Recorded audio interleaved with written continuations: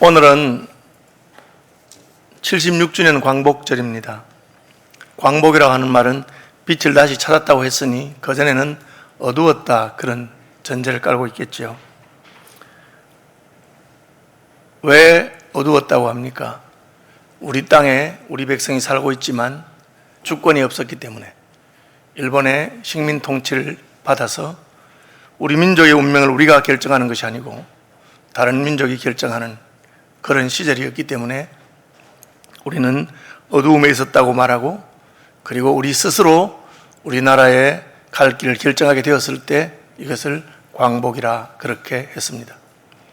우리나라는 35년, 사실은 34년 10개월, 그렇죠. 1910년 10월에서부터 45년 8월 15일까지니까 어쨌든 만 35년가량 일본의 식민 통치를 받았습니다. 그리고 해방이 되고 광복이 되었습니다. 오늘 본문에 나오는 예레미야와 이스라엘 백성들은 그 배가 되는 70년 기간 동안에, 그것도 자기 나라를 떠나서 바벨론으로 포로로 잡혀가 있다가 70년 만에 해방이 되어서 고국 땅으로 예루살렘으로 돌아가게 되는 그런 이야기를 기록해 놓고 있습니다. 자기의 운명을 자기가 스스로 결정하는 것을 자유라고 하고 혹은 자결이라고 하는데, 이것은 하나님께서 사람에게 주신 큰 은혜입니다. 하나님은 아담 하와가 심지어 범죄할 가능성이 있음에도 불구하고, 하나님을 배반할 가능성이 있음에도 불구하고 스스로를 결정하도록 그렇게 하셨습니다. 그것을 우리는 자유의지라고 하고, 하나님은 우리가 자유의지를 가지고 있음에도 불구하고 하나님의 큰 사랑과 은혜에 감격하여 하나님을 섬기는 것을 선택하기를 바라고 계신 것입니다. 하나님, 우리가 로봇처럼 그냥 우리의 의지와 상관없이 스위치를 누르면 반응하고 명령하면 그대로 행하는 그런 존재가 되기를 원치 아니하셨습니다. 일제시대 때 우리는 그런 존재로 살기를 요구받았습니다. 일본이 무슨 말 하든지 그대로 순종하고, 교회당에 있는 종도 전쟁을 위해서 내 나라 한번 내놓고, 그렇게. 그래서 많은 교회들이 종을 뺏기고, 어떤 교회는 종을 뺏기기 싫어서 그걸 땅속에 묻어두었다가 해방된 다음에 다시 찾아내기도 하고 그렇게 했던 때가 있습니다. 자유가 없는 것이죠. 스스로 선택해서 우리는 일본 천황의 통치를 받지 않겠다, 일본의 통치를 받지 않겠다, 그런 말을 할 수 없었습니다. 그런 세월을 35년 보내고 하나님께서는 우리나라에게 해방을 주셨습니다. 그래서 해방되고 나서 우리나라는 혼란스러웠습니다. 각각 다 생각이 다르기 때문에 어떤 나라를 세울 것인가를 놓고 시끄럽고 좌와 우가 갈라져 싸우고 그랬습니다. 놀랍게도 하나님께서 개입하셔서 우리나라는 1948년 8월 15일 대한민국을 건국하게 되고, 그래서 자유민주주의 국가로 세워졌습니다. 공산주의 국가가 될 수 있었고 또 다른 여러 가능성이 있었습니다. 아쉽게도 남과 북이 나뉘어져서 38선으로 나뉘어져서 남한에만 총선거를 하고 또 남한에만 국가가 세워진 것은 안타까운 일일 수 있습니다. 저는 그럼에도 불구하고 자유대한민국이 세워진 것은 하나님의 크신 은혜라고 생각합니다. 해방이 된 것도 하나님의 은혜요, 그리고 또 자유대한민국이 세워진 것도 하나님의 은혜라고 생각합니다. 저는 이 대한민국이라는 이름을 너무 좋아하는데, 어떤 분은 이 해석하기를 대한민국의 뜻이 무엇이냐, 대하는 것은 크다는 뜻이다, 한하는 것은 하나님을 말한다. 그래서 대한이라고 하는 것은 크신 하나님을 말하고, 대한민이라고 하는 것은 크신 하나님을 섬기는 백성들을 말하고, 국은 나라이니 크신 하나님을 섬기는 백성들의 나라라고 합니다. 그 해석만 있는 건 아니겠지만 저는 그 해석을 너무 좋아하고 대한민국이라는 이름을 참 좋아합니다. 우리는 해방이 된 것이나 해방 이후에 좌우의 혼란스러운 속에서도 자유 대한민국을 세우게 된 것은 하나님의 특별한 은총이라고 생각이 됩니다. 왜? 우리는 스스로 나라를 세울 만한 힘이 없었습니다. 나라를 빼앗긴 것이 힘이 없어서라는 것을 깨달은 도산 안창호 선생님 같은 분들은 힘을 길러야 되겠다, 우리 백성이 힘이 없어서 나라를 빼앗겼다, 그래서 힘을 기르기 위해서 성실하게 노력하자, 무실력행을 주장하는, 그래서 우리나라의 그 독립운동 하시던 분 가운데 도산 안창호 선생님 같은 분들은 백성의 힘을 기르는 데 힘쓴 그런 분입니다. 그래서 교육하고 가르치고 백성들의 의식을 바꾸길 노력했습니다. 요즘으로 말하면 민도가 높아져야만 된다는 것을 깨달은 것이죠. 어떤 분들은 직접 일본과 싸워서 이기려고 일본과 대적에 싸운 분들이 있습니다. 최근에 홍범도 장군의 유해를 가져온다 했는데, 그런 것처럼 어쨌든 일본과 싸우겠다 그렇게 했습니다. 그런데 그 싸움은 참 의미 있는 것이지만 그렇게 성공적이지는 못했습니다. 왜? 일본이 굉장히 강력한 나라이기 때문입니다. 조선은 약한 나라였습니다. 당파 정치와 그리고 조선의 왕들이 자기만 생각하는 그런 것 때문에 나라를 부국 강병하지 못했습니다. 그런데 일본은 일찍이 메이지 유신을 하고 서양 문물을 받아들여서 강한 나라가 되었습니다. 그러니까 우리가 1910년에 나라를 빼앗기고 1919년에 9년 만에 이건 아니다. 우리나라가 왜 이렇게 일본의 통치를 받냐 해서 3.1 독립운동이 일어났습니다. 전 국민들이 참여하고 많은 사람이 잡혀가고 국민들의 대표 33인이 기미독립선언서 5등은 자의 조선의 독립국인가 조선인의 독립인 것을 천하만민이 선포한다. 그렇게 했습니다. 그런데 그 33인에 포함되었던 사람들도 나중에 많이 일제 회의에 넘어가서 전향하고 민족의 배신자가 되었다. 우리가 존경하고 사랑하던 많은 문필가들이라든지 지도자들이 다 친일파가 되었다. 그런 말 합니다. 해방이 되고 나서 물어봤습니다. 왜 그랬느냐고. 왜 처음에는 독립운동 한다고 했는데 나라가 망하고 9년 만에 했는데 왜 그렇게 돌아섰느냐. 해방될 줄 몰랐다는 거예요. 우리나라의 힘은 너무 약하고 세월이 지날수록 일본의 국력이나 문화나 이런 것을 보면 우리 힘으로 해방이 절대 안 된다고 생각한 것입니다. 그래서 힘을 기르자는 사람은 있었고 싸우자는 사람이 있었지만 싸우자는 사람이 싸울수록 상대가 안 되는 겁니다. 그분들의 시도와 노력은 귀중한 게 또 중요한 것으로 볼 수 있습니다. 그리고 세 번째가 강한 나라의 힘을 빌려서 우리가 독립해야 되겠다. 그래서 미국에 가서 외교적으로 국제연맹과 국제연합을 통해서 그것이 이승만 박사를 중심으로 하는 외교 독립론입니다. 이렇게 세 갈래로 갈라서 했는데 그 어느 것도 우리나라를 독립시킨 힘은 아닙니다. 물론 미국이라든지 서방의 그 도움이 있었기 때문에 외교적인 독립론에 대해서 인정하는 분도 있지만 저는 그렇지 않다고 생각합니다. 우리나라가 독립된 것은, 조선이 독립된 것은 하나님의 특별한 간섭이었습니다. 하나님의 특별한 은혜가 있는 것입니다. 왜 그렇습니까? 하나님이 우리를 불쌍히 여기기 때문에. 예수 그리스도 한 분도 말미암아 천하 만민이 구원 얻는 것이 하나님의 크신 은혜와 긍휼입니다. 모르드게와 에스더가 나라와 민족을 위해 헌신했을 때 하나님께서는 그 페르시아 왕국에 있는 모든 이스라엘 백성들을 살려주는 그런 역사를 하셨습니다.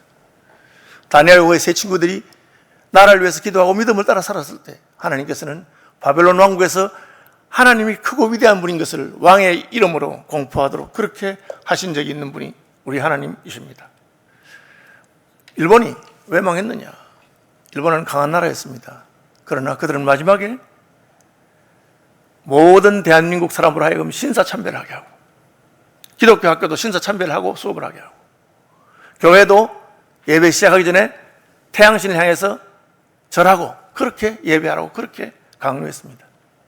그래서 학교는 문을 닫고 교회는 문을 닫고 또 있는 분들은 신사불참배 운동을 했습니다.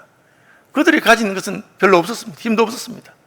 그러나 하나님은 하나님을 섬기는 백성들을 핍박하고 괴롭히는 일본에 대해서 심판하신 것입니다. 우리가 그것을 어떻게 알 수 있습니까? 하나님이 미리 말씀했기 때문에 알 수 있는 것입니다. 죽으면 죽으리라 쓰셨던 안희숙 여사, 안희숙 사모님과 박관준 장로님은 기도하는 중에 일본이 조선의 교회들에 대해서 신사참배를 강요하고 하는 것은 하나님 앞에서 큰 죄악이기 때문에 하나님의 심판이 있을 것이다. 그들은 기도하는 중에 받은 음성대로 일본 국회에 가서 현해탄을 건널 도광증이 없음에도 불구하고 그냥 하나님이 그 도광증 검사하는, 여권 검사하는 사람들의 눈을 가리우셔서 일본까지 가고 국회까지 가서 외쳤습니다. 우상 숭배하는 것을 그치지 아니하고 하나님의 교회를 괴롭히면 불심판이 임할 것이다. 그리고 불심판이 임했습니다. 저는 이 대한민국의 해방과 해방 이후의 여러 가지 일들을 보면서 성경에도 꼭 같은 일이 있는 것을 보게 되었습니다. 그것이 우리가 지난 주간 새벽에 읽었던 말씀 가운데 에레미야서 50장입니다. 우리는 35년이지만 이스라엘은 70년 만에 우리는 그 나라와 그 땅에 살았지만 그들은 포로로 잡혀간 곳에서 하나님께서 해방을 주시고 나라를 다시 세우도록 하셨습니다. 조선과 일본을 비교하면 일본이 강한 나라였지만 그러나 이스라엘과 유다와 바벨론을 비교할 수는 없습니다. 바벨론은 유다에 비해서 훨씬 큰 나라요. 세계 대제국이었고 우리나라하고 일본도 차이가 나지만 그러나 유다와 바벨론은 훨씬 더 큰 차이가 납니다. 전혀 불가능해 보이는 일이 일어났습니다. 왜 그렇습니까? 하나님께서 개입하셨기 때문입니다. 그래서 에레미야 50장에서 우리에게 보여주는 크게 딱 세 가지입니다. 여러분 요거만 기억하시고, 이게 이제 그 순서대로 말씀한 게 아니고 이 말씀했다가 저 말씀했다가 왔다 갔다 하기 때문에 그냥 읽으면 헷갈리는데 요걸 머릿속에 딱 넣고 하시면 됩니다. 첫째는 뭡니까? 하나님께서 역사에 개입하셨다는 것입니다. 하나님께서 역사에 개입하셨다. 둘째는 무엇입니까? 바벨론 하나님이 심판하신다는 것입니다. 셋째는 무엇입니까? 유다와 이스라엘을 하나님이 해방하신다는 것입니다. 하나님이 개입하신다. 개입하셔서 바벨론을 심판하신다. 그리고 개입하셔서 유다와 예루살렘을 해방하신다. 그것을 반복적으로 말하고 있습니다. 첫째는 무엇입니까? 하나님께서는 개입하시기 전에 먼저 말씀하시는 분이십니다. 왜 말씀하시죠? 말씀하지 않고 역사에 개입하시면 사람들이 어쩌다 보니까 그런 일이 생겼다고 생각하는 겁니다.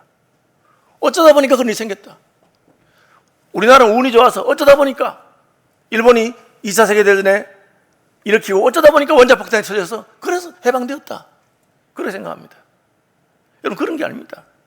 어쩌다 보니까 대한민국이 생겼다. 아닙니다, 여러분. 망한 나라가 대한민국입니까? 조선입니다. 이시조선이죠. 그러면 해방이 되면 다시 이시조선의 왕을 세워야 되는 거 아니겠어요? 그런데 그런 말을 아무도 하지 않았습니다.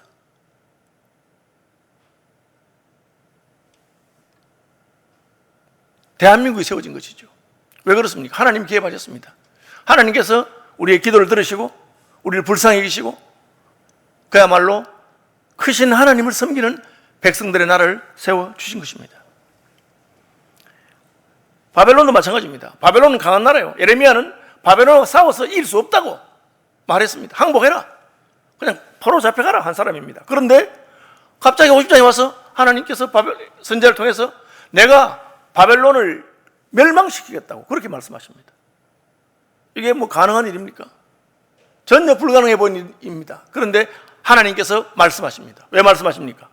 그 일이 일어나면 야, 참 희한하다. 살다 보니 별꼴을 다 보겠네. 그 크고 강한 나라가 하루아침에 망했네. 그렇게 말할 것이 아니고 어머나 하나님이 말씀하시더니만 말씀하신 그대로 되었구나. 이게 하나님이 개입하신구나. 그걸 알려주기 위해서 말씀하는 겁니다. 주 여호와께서는 자기의 종 선지자들에게 자신이 하시고자 하는 일을 말씀하지 않고는 행하는 법이 없다. 왜? 그래야 우리가 하나님이 하신 것을 알기 때문에 그렇습니다. 하나님이 무엇을 하고 계십니까?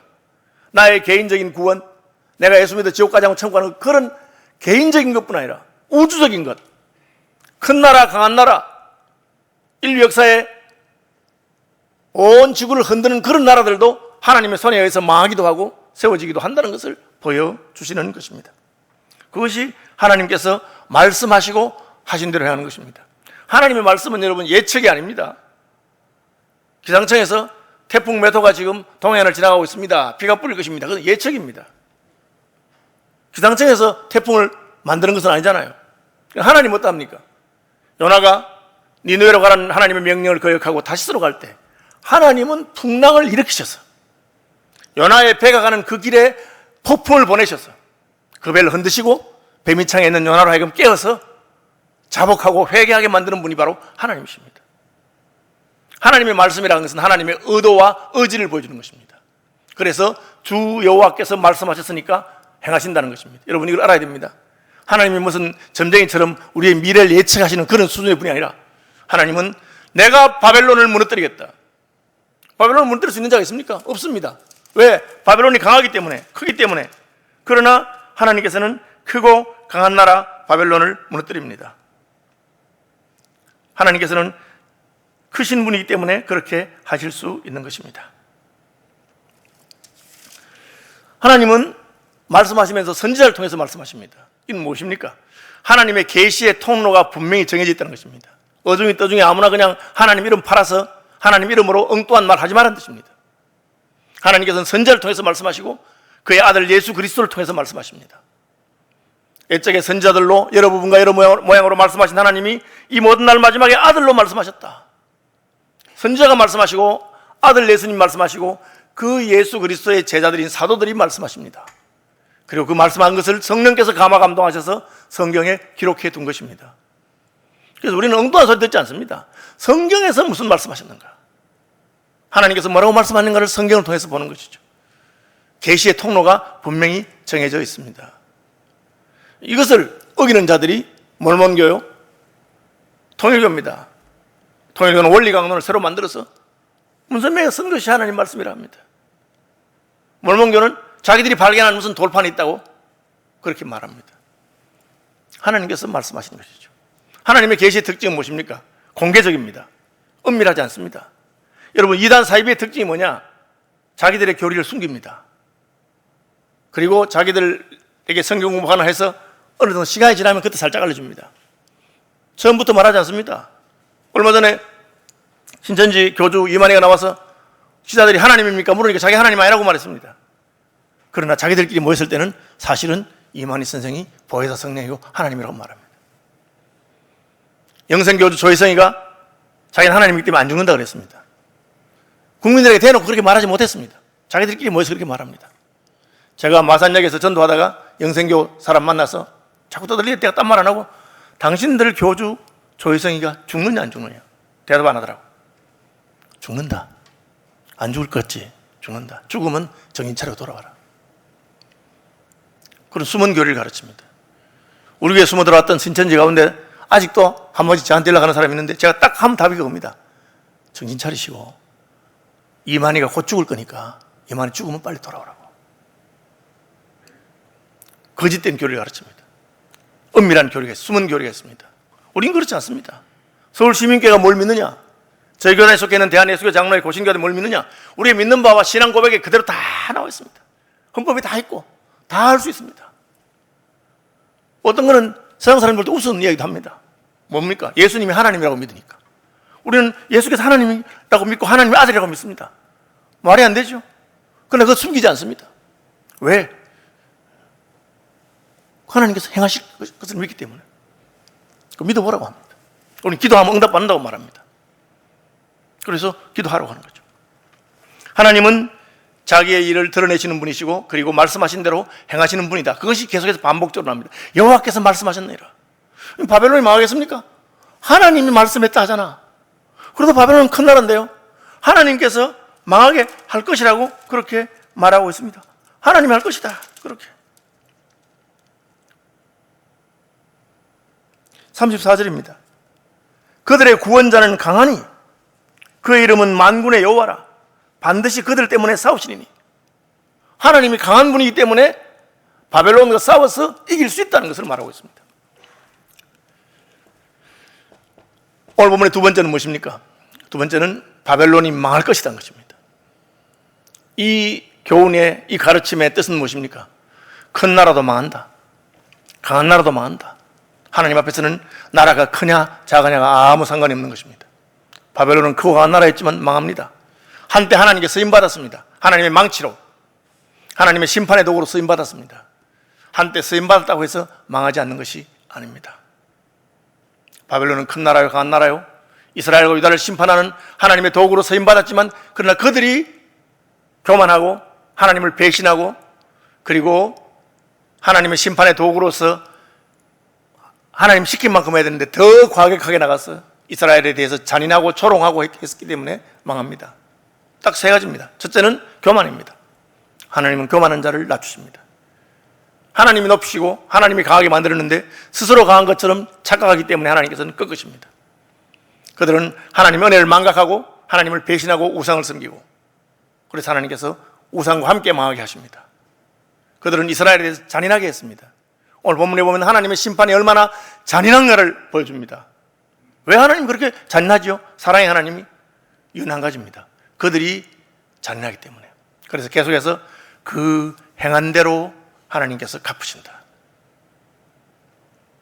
우리가 심판하는 자리에서 하나님을 대신해서 심판을 행할 수 있습니다. 그러나 그때도 겸손해야 됩니다. 왜? 나도 하나님 앞에 심판받을 자이기 때문에 그렇게 해야 됩니다. 그런데 바벨론은 그렇게 하지 않았습니다. 이스라엘 조롱하고 유다를 조롱하고 너희들이 말이야 너희 하나님은 잘못 섬겨서 이렇게 벌받는 거잖아. 맞습니다. 그렇지만 그렇게 조롱했습니다. 그 결과는 자기들도 동일한 심판을 받게 된 것입니다. 하나님은 바벨론을 떠나라, 돌아가라, 여기서 이제 소망이 없다 그렇게 말씀하십니다.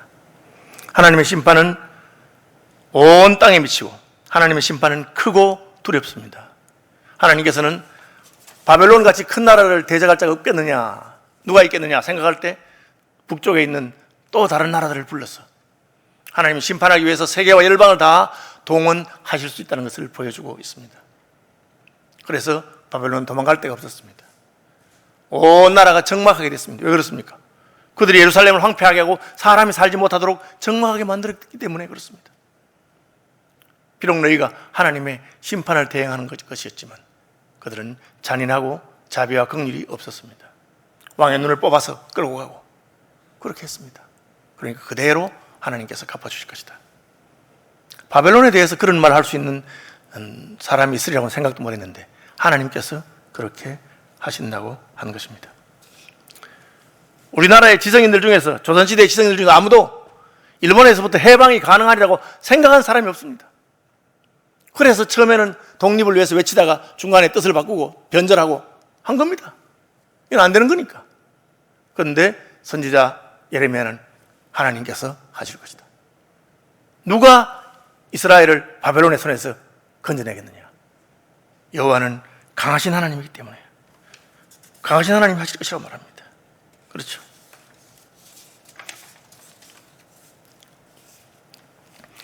마지막으로 하나님은 이스라엘을 해방하시고 구원하시는 분이십니다. 이스라엘의 형편은 어땠습니까? 그들은 죄값을 받고 있는 중이었습니다. 하나님 앞에 범죄했기 때문에 목 잡는 양과 같이 유리하고 그리고 바벨론으로 끌려갔습니다. 그것이 현실입니다. 내 백성은 잃어버린 양떼로다. 목자들이 그들을 곁길로 가게 하여 산로 돌이키게 하였으므로 그들이 산에서 언덕으로 돌아다니며 쉴 곳을 잊었도다. 그들을 만나는 자들은 그들을 삼키며 그의 대적은 말하기를 그들이 여호와 곧 어려운 처소시며 그의 조상들의 소망이신 여호와께 범죄하였은즉, 쟤들은 자기들이 섬기는 하나님께 범죄해서 벌 받는 거야.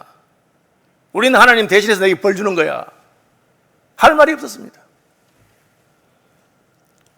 다윗이 범죄했을 때 그는 이것이 하나님께로부터 온 벌인 줄 알았습니다. 부하를 죽이고 부하의 아내와 간통하고 그 벌을 자기가 받는 줄 알았기 때문에 다윗은 아무 말 하지 않았습니다. 하나님, 우리 잘못했습니다. 제가 잘못해서 이런 벌을 받는 것입니다. 그렇게 그 다윗을 형벌하는 도구로 서인 자가 누굽니까? 압살롬입니다. 그러나 압살롬은 겸손하지 못했습니다. 그는 교만하고 잘난 척하고 자기가 상당히 괜찮은 줄 알고 착각하다가 결국은 하나님이 다윗을 다시 돌이키시고 압살롬은 망했습니다. 그 얘기를 하는 겁니다. 내 백성이 하나님께 죄를 범하여 벌을 받고 목 잡는 양떼와 같이 되었으나 이제 하나님께서 그들을 돌이키시고 해방해 줄 것이다. 왜 돌이킵니까? 그날 그때의 4절입니다. 이스라엘 자손이 돌아오며 유다 자손도 함께 돌아오되 그들이 울면서 그 길을 가며 그의 하나님 여호와께 구할 것은, 해방이 되고 이제 예루살렘으로 돌아가면서 웁니다. 하나님, 저희들이 잘못했는데 이만해 주셔서 감사하다. 이제 저희를 다시 고국으로 보내주시니 감사하다. 우리 하나님 앞에 구할 것이 아무것도 없고 자격도 없지만 하나님, 우리를 긍휼히 여길 것을 구합니다. 5절, 그들이 그 얼굴을 시온으로 향하여 그 길을 물으며 말하기를, 예루살렘 가는 길이 어딥니까? 물으면서 예루살렘으로 가는데 가면서 말하기를, 너희는 오라, 잊을 수 없는 영원한 언약으로 여호와와 연합하라 하리라. 이게 무슨 말입니까? 다시 예루살렘 돌아가면서 이제는 우리는 여호와와 연합하겠다. 우리의 구원이 잊을 수 없는 영원한 언약, 하나님이 아브라함과 맺으신 영원한 언약 때문에 하나님이 긍휼을 베푸시고 다윗과 맺은 영원한 언약 때문에 긍휼을 베푸신 것입니다. 우리 식으로 말하자면 예수 그리스도와 맺은 영원한 언약 때문에 하나님 우리를 불쌍히 여기십니다. 우리가 잘나서가 아니라 우리는 잘못했고 우리는 범죄해서 그 벌을 받은 것입니다. 오늘 한국교회가 세상에 욕을 얻어먹고 비난을 당하고 비판당할 때 여러분, 우리가 흔들릴 필요 없습니다. 우리가 허물이 있기 때문에 하나님 앞에 잘못해서 욕을 얻어먹는 것입니다. 얻어먹으면 됩니다. 소망은 어디 있습니까? 잊을 수 없는 영원한 언약으로 여호와와 연합하는, 다시 하나님께로 돌아가서 하나님, 우리가 잘못해서 수치를 당하는 것이 이와 같이 되었지만 하나님, 우리를 불쌍히 여기시기를 바랍니다. 그럼 어떻게 하십니까? 하나님이 개입하십니다. 여러분, 성전국이 패전국을 놓아주는 법이 없습니다. 33절, 이스라엘 자손과 유다 자손이 함께 학대를 받는도다. 그들을 사로잡은 자는 다 그들을 붙들고 놓아주지 아니하리라. 이게 뭡니까? 안 놓아주는 거죠. 왜 놓아주겠습니까? 바로가 모세의 요청을 받고 3일간 광야에 가서 제사 지내는 것을 허락하지 않았습니다. 이것들이, 내 종들이 왜 마음대로 가서 벽돌 생산량을 떨어뜨리려 하느냐? 그렇게 말한 겁니다. 여러분, 권세를 잡은 자가 자기 손에 잡은 걸 놓는 법이 없습니다. 이스라엘과 유다가 멸망했고 바벨론은 그것을 결코 놓아줄 마음이 없었습니다. 그런데 그들을 사로잡은 자는 다 그들을 붙들고 놓아주지 아니하리라. 34절, 그들의 구원자는 강하니 그의 이름은 만군의 여호와라. 반드시 그들 때문에 싸우시리라. 이스라엘을 대신해서 싸우시는 하나님이 있을 것이라. 하나님이 비록 때리셨지만 그 상처를 어루만지시고 치유하시고 포로로 잡혀가게 하시지만 돌이키실 것입니다. 하나님의 망치로, 하나님의 도구로 쓰임받아가지고 이스라엘 심판했던 자들이 끝까지 자기들이 붙들고 있고 싶어서 놓아주지 않으려고 하는데, 이미 하나님의 형벌이 끝나고 하나님의 심판이 끝나고 하나님의 긍휼이 임하면 그것을 붙들 수가 없습니다. 왜? 더 강한 힘으로 마귀의 손에서 자기 백성을 끌어내시는 분이 계시기 때문입니다. 그것이 강하신 하나님이십니다. 그것이 구원이요 해방입니다. 이시조선은 일본에 비해서 건대가 늦었고 여러 가지로 잡아먹힐 수밖에 없는 백성들이었습니다. 그러나 그런 와중에 복음이 전해졌고 우리 민족의 선배들은 하나님 앞에서 울며 부르짖으며 긍휼을 구하고 때가 되면 하나님께서 이 백성을 긍휼히 여기실 마음이 있었습니다. 그러니까 우리나라가 해방되는 것을 막을 자가 없었습니다. 그리고 크신 하나님을 섬기는 백성들의 나라가 세워지게 된 것입니다. 그래서 언제라도 마찬가지입니다. 오늘날도 여러 가지 위기가 오고 할 때 우리는 다시 한번 하나님께로 돌아가서 하나님 크신 손으로, 능하신 손으로 우리 대적에게서부터 우리를 풀어주시고 우리가 울며 주께로 돌아가고 영원하신 언약을 기억하면서 여호와와 연합하는 그런 일이 있게 하여 주옵소서. 그런 감격과 은혜를 기억하는 해방의 광복절 되시기를 주님의 이름으로 축복합니다.